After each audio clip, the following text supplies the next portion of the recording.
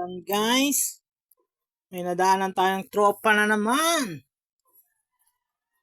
Well, si Paps guys, nasa putulan siya ng kadena.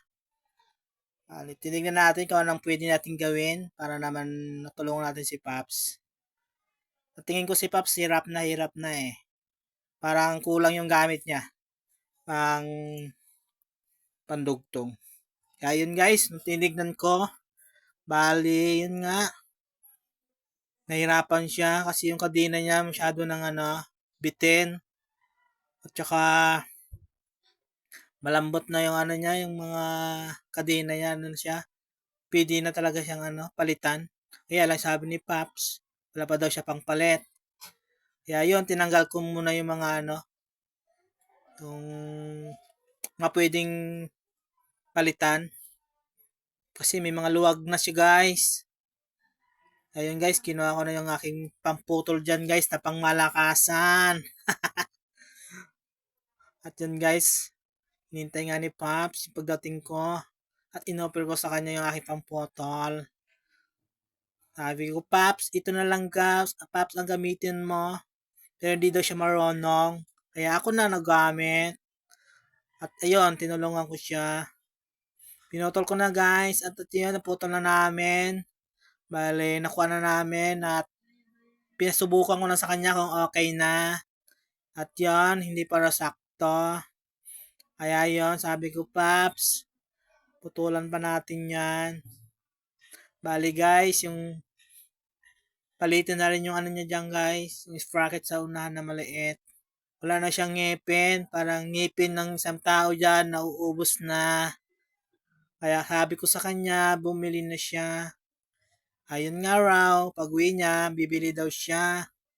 Kasi nga, dito daw siya inabot. Papalitan naman daw niya, kaya lang, inabot to ng malas. Kaya yon, naputulan siya. Sabi ko sa kanya, Paps, para di ka mahirapan, bumili ka na rin ng ganito, Paps, yung mong pamputol, katulad dun sa akin. Para kung sakaling mga alang-aling lugar, hindi ka na mahirapan. At dalhin mo na rin yung mga pambugtong mo, Paps, na kadena. Yung mga bago dyan na kadena na pinagputulan, dalhin mo na rin para hindi ka na mahirapan pag sakaling maputulan ka. Yun ang sabi sa kanya. Sabi niya, oo nga, Paps eh. Kaya sa sunod, sabi ko, Paps, pumili ka na ng pamputol. At itong mga bago mong kadena na pinagputulan, dalhin mo na. Para hindi ka na mahirapan sakali mang ikay maputulan sa mga alangaling lugar. At yun, Paps, hindi pa rin sakto yung aming pagkaputol. Ayun, Paps, pinutok ko na para mapasok na yung kanyang pinagputulan. Medyo hindi pa okay. Ayun, pinukpok ko na naman ulit. At yun, pinasukat ko sa kanya kung okay na. Sabi ko sa kanya, Paps, sukat mo na. Sabi niya, okay na, Paps. Kaya lang, ayun, hindi pa rin sakto. Maluwag pa siya. In-adjust niya yung adjustan ng kadena, kaya lang sagad na. Kaya ayun, sabi ko, Paps, tanggalin mo ulit. At putulan na lang natin ulit ng luma. Para magsakto na siya. Para hindi siya mahirapan. Kasi pumapatong na yung kadena mo. Kasi nga, lumang-luma na. Kaya sabi ko sa kanya, yun, Paps, sagad na ba yan? Sabi niya, hindi pa raw. At yan, sagad na. Maluwag pa rin. Ayan, tinanggal. Sabi ko, tanggalin mo na, Paps. Para hindi tayo mahirapan. Kaya yun, tinanggal niya ulit. Sabi ko sa kanya,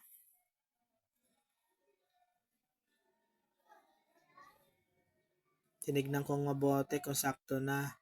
Kaya lang hindi pa. At yun, pumapatong yung kadena niya. Sabi ko, Paps, ikpita mo yung kabila. Kasi hindi pantay yung pagkahigpit mo ng adjuster. Kaya sabi ko sa kanya, luwagan mo yung kabila para maging sakto, para hindi pumatong. At yun na nga ang ginawa ni Paps.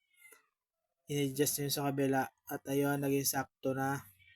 Kaya yun, sabi ko, Paps, igpitan mo na yan, Paps, para makaalis ka na at makauwi ka na. Kasi patanghali na to, guys. Nung nabutan ko si Paps, nag-aayos sa initan. Kaya medyo natulungan natin si Paps kasi para hihirapan na si Paps. Kaya yun, guys. Ingat-ingat kayo sa mga biyahe nyo, guys, lalo ng mga panggabi at yung mga malalayo pa para hindi kayo mahirapan. Bumili na rin kayo naman pamputol at may dala dapat kayong pang dugtong katulad ng pinagputulan yung mga bago na kadina, guys. Dalhin nyo na rin yan para kung sakaling maputulan kayo, hindi na kayo mahirapan. At yung guys, hindi pa rin naayos kasi nga luma pa yung ano niya. At ayun, sabi ko, Paps, okay na yan. At sakto na, naigpitan niya na ng mabuti. Kaya yun, guys, sabi ko sa kanya, Paps, okay na yan. Palitan mo na lang yung sprocket mo sa unahan. Kasi yung sprocket mo sa ulihan, okay pa. Malaki pa yung ngipin sa unahan niya, yun, guys, ay ano na, ubos na, pudpud na. Kaya talagang papatong na yung kadina sa harapan niya. Kaya yun, sabi ko sa kanya, at sabi niya, ako nga, Paps, makauwi lang ako, Paps, sabi niya. Bibili ako ng sprocket na maliit para hindi na siya pumatong. At saka sabi niya, may kadina naman daw siya pamalit sa kanila eh.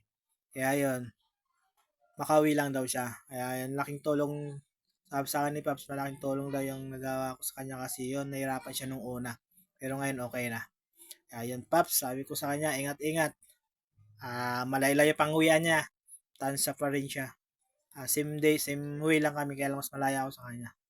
Kaya yun, Paps, sana maging aral sa ating lahat na magdala ng mga pang ayos natin sa mga ating mga motor para sakaling maputulang ka ng kadina sa mga alanganing lugar, hindi ka mahirapan. Yun lang, guys.